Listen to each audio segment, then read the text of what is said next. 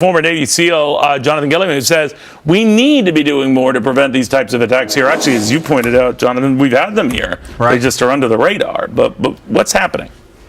Well, we keep drawing back instead of pushing forward in the information sector as far as getting people prepared. I think one thing that you're seeing in Canada that you're not seeing over here is that, you do have public officials coming out and saying this is very troubling. This was possibly a radicalized person. Every time we have an incident like that, it's an alleged person, or they don't even say anything about it. They just say he's crazy, like in Oklahoma. Why do they do that? Obviously, the effort is to calm the masses down, to make a big deal of it, but where there's smoke, there's fire. There's a pattern. Right, and it seems like we've been talking about this on this show for quite some time, and I think what you have is a couple things going on. You have people caring and not wanting to spin people up, but you also have political games going on, and unfortunately for the Republicans or the conservatives, when they put something out and they fearmonger, let's say they're always accused of fearmongering. The one thing about fearmongering is it actually does prepare people psychologically for an attack. Yeah. When you take the other stance and you say, well, this wasn't anything, let's not blow it up yet, you're actually throttling people back and teaching them learned helplessness, and that's a problem. What these lone wolf attacks, what happened in Canada now, and what indicates the New Jersey incident, we've had other incidents.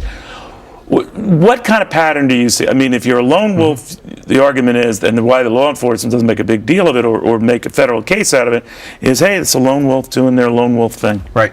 We have a couple problems, I think, that we need to look at as a nation, especially in our response capabilities. For one, Canada. This guy just ran over two military people in uniform and then ends up wielding a knife and getting shot. What happened in England not even that long ago? Right. Same exact thing, except they chopped his head off right there, and it was on film, and they even didn't make that big a deal out of that. So I think the first problem we have is that we're not preparing our citizens for how to look at this and be okay with it. But you mentioned a very good point.